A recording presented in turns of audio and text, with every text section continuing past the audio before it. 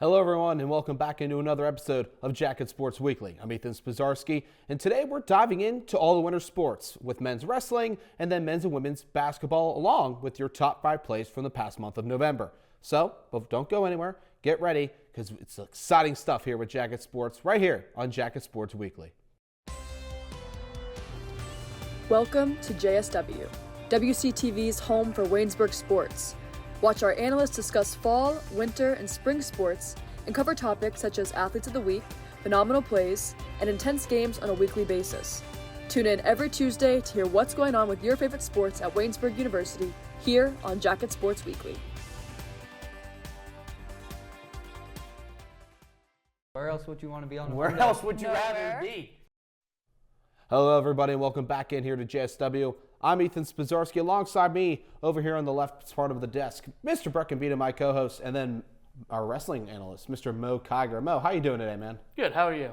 I'm splendid. There's nowhere else I'd rather be on a Monday than to do some Jacket Sports Weekly. So, Mo, why don't you open up with us here? The men's, they're kind of coming off a little bit of a break here, but kind of just give us a little bit of an update of what's been going on with the men's season so far. I mean, yeah, they started off very, very rough. There's been Jesse Orban, who we've talked about in the past. He's after that dual meet, he didn't wrestle in his last invitational, which was concerning. But if he makes a return to this invitational, I think he'll have a pretty good day, as he is still 10-2 on the season. Since there hasn't been a wrestling match since November 23rd, do you think the wrestling team will come out hot, or do you think they'll start off slow in this next invitational?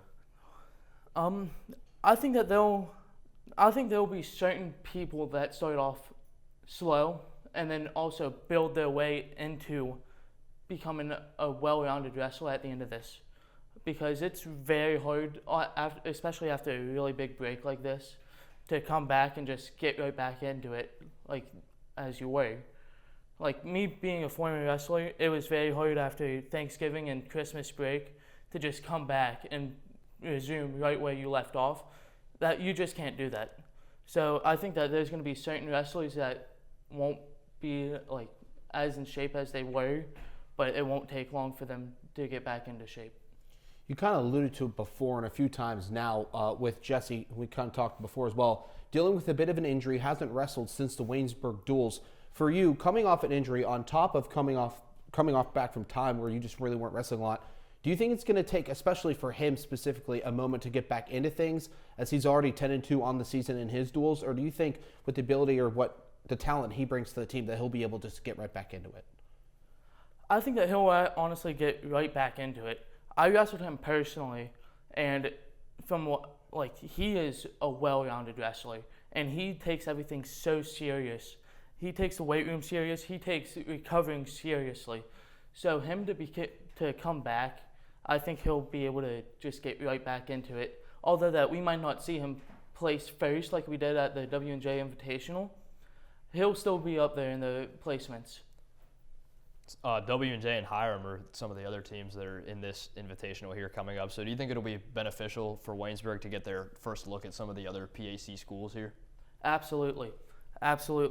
The only reason why I say that is because if you go into a dual meet blindly, then you will not be able to wrestle your top best wrestlers that Waynesburg has. But if you kind of get a feel about what the other teams have, then you could kind of watch film on that if you have any, and just see what their weaknesses are or what their strengths are, and you can just build off that. So I've kind of alluded to, Jesse Orban, some of the things he's done. We've talked about maybe Aiden Bischoff and Seth Evans, their individual success.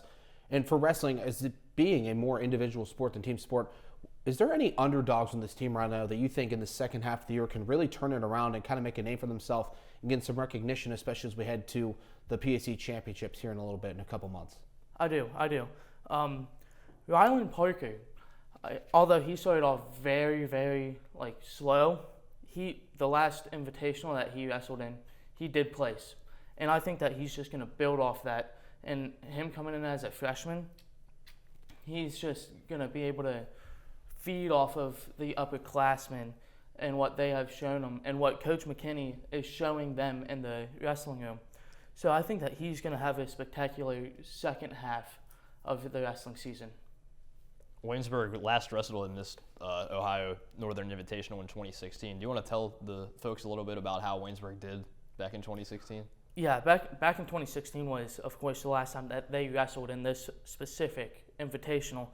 And they had 6 wrestlers place, one winning his weight bracket, one placing second, one placing third, 2 placing fourth, one placing fifth, and another one placing 7th. And for that 2016-2017 wrestling season for them, that is huge. So hopefully this year's wrestling team can get better than that and have maybe 7 or 8 wrestlers be able to get on that podium. That'll be huge for Waynesburg going into dual meets after this invitational. So, I mean, if you kind of alluded to it already, but where Waynesburg is right now as a team, are you starting to see that climb that they can get to those 7-8 guys to place heading into their next invitational? I do see that. Only because I know that they are putting in the work in the wrestling room and in the weight room, and they have teammates by their side like every single day that is pushing them as hard as possible. Seth Evans, for example, he's probably one of the hardest working wrestlers that we know that are in that wrestling room, and he wants everybody to just be as great as possible. So Seth Evans I see as a leader and a captain of this wrestling team.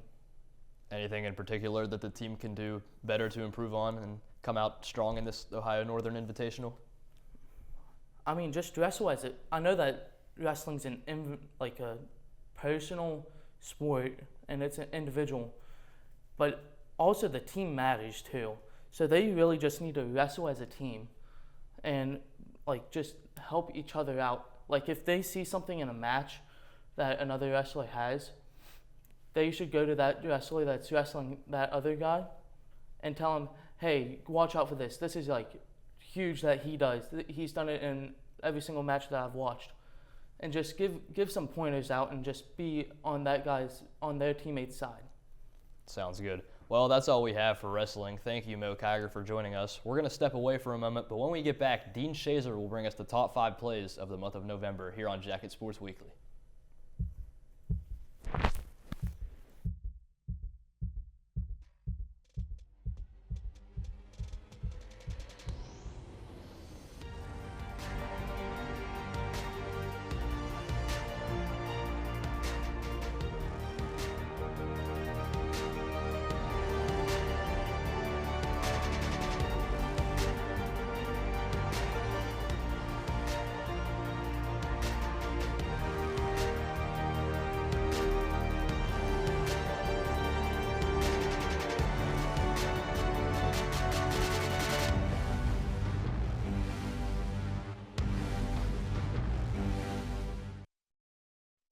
Welcome to the newest edition of Jacket Sports Weekly's Top 5 Plays of the Month. I'm Dean Shazer, bringing you the best plays from November. Starting at the top, we have Waverly Lauren as she passes it into Jules Moorbacher in a playoff game against Allegheny, 2-0 currently with just under 5.5 remaining. Jules Moorbacher from about 20 yards out finds the net. That was Waynesburg's lone goal of the tournament and of the playoff game. Allegheny went on to win 3-1. Coming in at number 4, we have Waynesburg ace Riley Roofley as Waynesburg defeats Grove City 15-11 in the set after an errant hit from the Grove City side. That was Waynesburg's first match in 25 matches against the Grove City Wolverines that they took. Coming in at number 3, we have Callista Friday as she ties the game late in the fourth quarter. Kara McFadden hands it to her after a rebound. Friday pushing it up the court. Down 2 with just under 2 remaining. Hop step in, rules off the high glass, and won Callista Friday. That free throw ended up being good, and Waynesburg went on to defeat Carlo in overtime, 80-79. Coming in at number 2, not quite our top play, but definitely deserving on some list. Samuel Barber drops back, looks for Tyler Richmond on the right side, mauled by a defender, flags from every direction, doesn't matter. Isaiah Fields, head top, just like Tyler Richmond did in a 37-10 victory as Waynesburg defeated Teal. But our number one spot, the most deserving on the list, PJ Suggs with the block. It's Rashad Hooper coming on the sideline, gives it to Scott Billivis, finds Suggs again on the other end to end, and once more. PJ Suggs with the block to the and one. Waynesburg defeated Bethany 87-80. That's all for this edition of November's Top Plays. I was Dean Shazer, sending it back to Joey Cirillo for women's basketball.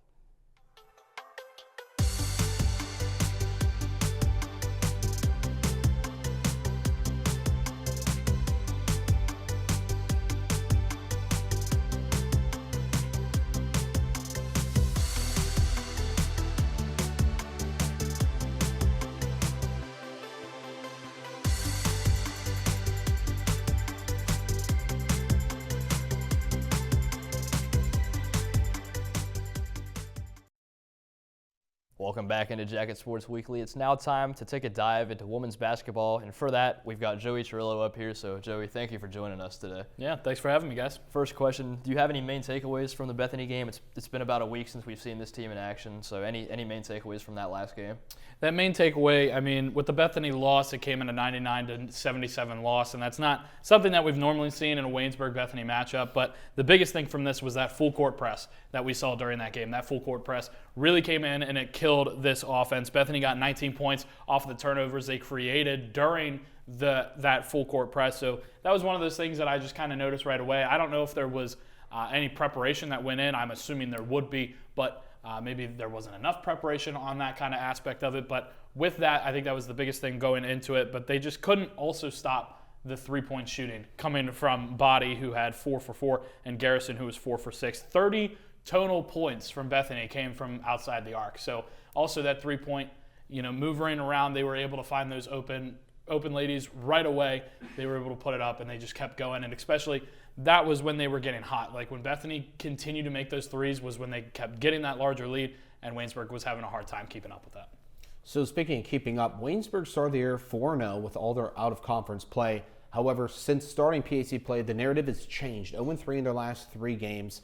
The first 2 games a lot more closer than this one. But to you, what was the reason? What's maybe kind of why Waynesburg's starting to fall back a bit and revert from what we've seen in the first 4 games of the year? Well, it's kind of come down to a lot of the different maneuvers that they've been going through. So we've talked before on how they have basically like 2 different teams. They have their starting lineups, and then they have another 5 that come in pretty frequently throughout the game. And so kind of changing that up throughout the games has been what's gone into that. Kara McFadden having her starts taken away from her in this Bethany game. She started every other game before that. This was her first game. She didn't start. She came off the bench. And then we had Calista Friday come in for her first start against Bethany. That might have been something that we continue to see with these conference plays, but also you have the loss of Lynn Amons for the remainder of the year. She's right now dealing with an injury, so we will not be seeing her the rest of the year. But that's another thing, is that you had that junior that was there as a leader that was able to help with this team, and you've kind of just lost that altogether. You had that in the first 4 matchups, and then it kind of faded away against that Carlo matchup when we lost her in that game. But it's kind of come down to the leadership, and then also how consistent are we going to see certain players. Some players are in a lot more frequently, like Mia Hankins, and then we see others that aren't in as much, like Macy Justice, who's one of the freshmen on the squad. You mentioned that Kara McFadden came off the bench for the first time this season, but it was one of her better games. So do you think that she could stay in that role where she comes off the bench in future rotations for this team? I think so. She had 26 total minutes in this game, and that's not anything different that we've seen from her in the past, but also having 20 total points, 5 for 13 at the arc as well. As you said, she didn't start this game, and I think that's something that we're going to be seeing, is that it's really dependent on who's been playing better, McFadden or Friday. Both of them are the 2 top scorers for this Waynesburg women's team, and it's just kind of dependent on who's scoring more, who was hot last game, who's going to continue to be hot, who's been looking better in practices overall. So personally, I think it's really going to be a decision for Coach Jones to make, and that's why he's here. He's making those decisions, and so far I think he's been making the right ones. I haven't seen any really major mistakes that we've been seeing so far, but a lot of them are getting a lot of good time. McFadden got her 26 minutes in. It's one of the highs that we've seen overall for the season. So just because she doesn't start doesn't mean we're not going to see a lot of those players that aren't starting. So I think a big key factor that we kind of have alluded to is, I mean, this team's starting to really start to pick up. They're really getting a chemistry. Is that what you think the big difference is from last year to this year? Last year, Waynesburg only won 6 overall games. They already have 4 this year. Do you think that continues to carry in the right direction? Do you think this team's really progressing in the right direction? I think they are, and I think that a lot of people could have said that in the beginning, like we saw with that 4-0 start, that 4 wins was already a lot better than we thought was going to happen, especially in the start of the season. So going to that, I think the biggest thing is just where are we going to go? Are we going to continue to go higher? Are we going to press up into the start of the PAC tournament? Are we going to get into that? Or are we kind of just going to progress a little bit more, get into the middle of the pack kind of thing, and just see where it goes? Being 4-3 overall, 0-3 in the conference, it's not the best start for conference play, but there is a lot of other opportunities that this team could see later in the season. Now looking ahead, Chatham has lost their last 2 games. That's who Waynesburg has up next on the schedule. What do you think Waynesburg can do better to give Chatham a good game?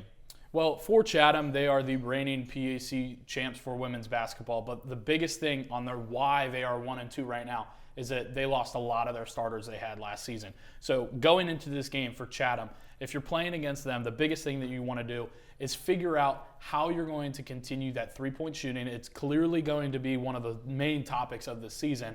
Are you going to continue with that aspect, or are you going to look more down to the paint with Moorbacher and Dayton? Are you going to see them putting up more shots? In the last game against Bethany, they had 42 total points from the paint.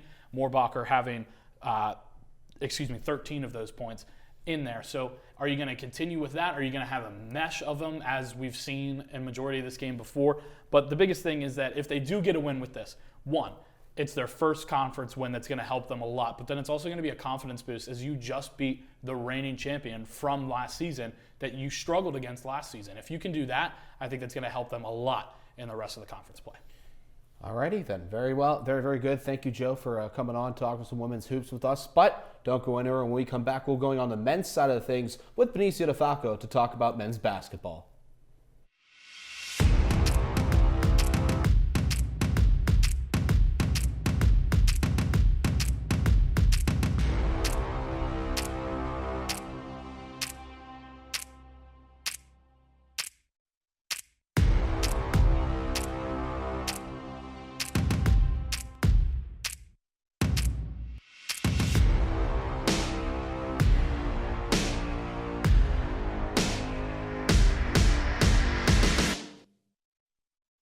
Welcome back into the final segment here on JSW. And what other sport will we talk about last than men's basketball?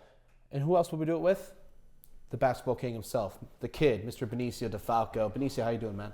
Feels good to be back on here. Amen. I like that. I like it. So men's basketball coming off a big win, continuing that surge back to starting 0-4, 3-0 in their last 3. 3-game winning streak. This one against the Carlos Celtics on Saturday. Why don't you start off by talking about that game first? So when it came to the game versus Carla, they were able to defeat them 68-55, which they shot 49% from the field. Anton Baker, another stellar game from him. He had 19 points and 8 rebounds. Jalen Goins being one of the transfers on this team, he's been effective immediately with another good performance with 14 points, and then alongside with PJ Suggs with 10, who's had a stellar season for the Jackets all year long. And honestly, they were able to control the boards, and in most games where Waynesburg controls the boards, they tend to win. Let's go back to a week ago, an 87-80 win over Bethany. What did you like about the effort in that game? So what I really liked is they were able to keep the big three in check, being Cole Daly. He only had 14 points. Will Brooks with 13 points, and then Ryan Reesbeck with 11. They were able to control the boards in that game as well, which is a winning formula for this team. And then all their starters were in double digits, with Anton Baker being the leader with 21 points and 19 rebounds, just 1 rebound off from a 2020 game, which you don't see quite often here at Waynesburg. No, but something else you kind of alluded to, Anton Baker's definitely found his rhythm now after a little bit of a slow start to the year. But overall as a team, what do you think's been that big difference between starting 0-4 to now moving into it and really finding your groove, especially when you're playing other PAC schools? I think a big part of it has to do with Anton Baker finding his own. It seems like when he plays at his best, his team overall does. But I think it comes down to the depth in this team that just wasn't too much there last year. Casey Kesey, he's been a huge impact player on this team. The numbers don't wow you. None of the transfers numbers really wow you too much with Duval Price, Rashad Hooper, and those guys, but they bring a different type of defensive aspect that this team didn't have last season. Continuing to talk about the transfers a little bit, how have you liked the rotations so far with all the new transfers? I've liked it a lot, and I was wondering kind of, we talked about it last episode, how Casey Kesey, his role would kind of maybe be more impactful on this team, and he's kind of stayed at just about the same, but as these PAC games have gone on, I've kind of realized that the rotation they got going on right now, they shouldn't really break that up. And these transfers, they come in at key times and key moments, and like I said, their numbers don't wow you, but they have a defensive presence that kind of just works with this team. They've gone right into this program, and they kind of understood the type of foundation that Tim Fusina has built. So for Waynesburg, right now, their next opponent set to be the Chatham Cougars in some primetime action here on Wednesday at 8 o'clock. What's something you see the team needs to do that what they've been doing now maybe that carries over against Chatham, a really good team who finished third overall in the PAC last year? So I think Waynesburg's going to have to keep shooting well from three. They're currently second in the PAC, but it's going to be hard. Like you said, Chatham's 4-0, currently first in the PAC, second in points per game with 79, and they're only allowing 68 points per game. Right below them is Waynesburg, though. So I think Waynesburg is going to have a good shot in this one, but this is a team that Chatham beat the Yellow Jackets twice last season, but they're mostly led by their seniors. This is almost a completely different team, but with them being 4-0, it's going to be a tough task for the Yellow Jackets. How important is it that Anton Baker gets going in this Chatham game? He's averaged 20 points over the last two games. What's it going to take? How's he going to get going in this As Chatham game? I kind of said earlier, that when Anton Baker plays at his best, it seems like this team as a whole plays as a best. But just in the game versus Chatham, like you said, if Anton Baker gets going, he's going to have to be in the double digits with scoring, and then his rebounds is always there. He's always getting just around 10 rebounds a game, and just his impact on this team is going to definitely show. And I kind of talked about it last episode that this guy, it seems like year in and year out, he starts to improve, especially when it matters most in pack play. We saw his averages go up, especially last season, kind of in that non-pack. He was kind of around 15 points per game, and he kind of got up to 20 and to have a 17 points per game average on the season. Kind of alluding to off what Brett just mentioned, when Waynesburg played Chatham last year, there were multiple times where they just found themselves behind and weren't really able to move into it and really find their way back into play. Are there some other guys on this team that you maybe either mentioned or didn't mention yet that you think can really change or move the tide or change what's been going on especially after last year when losing to Chatham twice? There's a couple players that come to mind. So the first is Jalen Goins, and being his impact so far, transferring in this year, he's going to have to score around 14 points, kind of right where he's been off the past 3 games. And then Casey Kesey, I talked to him about him a little bit. And on the other side with that, Corey Mitchum, his scoring has been up a little bit recently with the past couple games, and if he's able to get that scoring, that could be a big impact in this one. But the person I'm calling for is Jalen Davis. I'm waiting for his, kind of spotlight performance that we haven't seen so far this year, and I think this could be one. He started to get going. He hasn't really been too much in the double digits scoring-wise, but his rebounds is there, and I think this could be a game for him to break out. 4 team three-pointers against Bethany, 4 team three-pointers against Carlo. What can this Waynesburg team do to generate more three-point opportunities? Well, it's going to come down to the playbook with Tim Fusina, just kind of trying to get his shooters open and strive. Scott Bilvis, we saw him. He was hot at the start of the season, and I think if they're able to get him hot again, that things could be ugly for this team. I think they could start going back in that right direction, and I think the confidence overall with this team is going to rise as well with the three-point numbers going off. But like I said, I think they're going to have to get their shooters open, kind of get the right plays right. Maybe Anton Baker crashing the boards and leaving a wide open Scott Bilvis open for 3, and just finding their three-pointer guys. And there's a couple guys on this team that can shoot from three-point range, and I don't think that was there last year just with the depth in this team. I think PJ Suggs has improved a lot from the three-point range, and just overall this season he added a lot of strength in the offseason. Yeah, for sure. Thank you, Benny, for joining us. That's all we have for men's basketball, and that's all we have for this episode of Jacket Sports Weekly. Be sure to tune in again next week. Be sure to like and subscribe as well. Thank you for watching.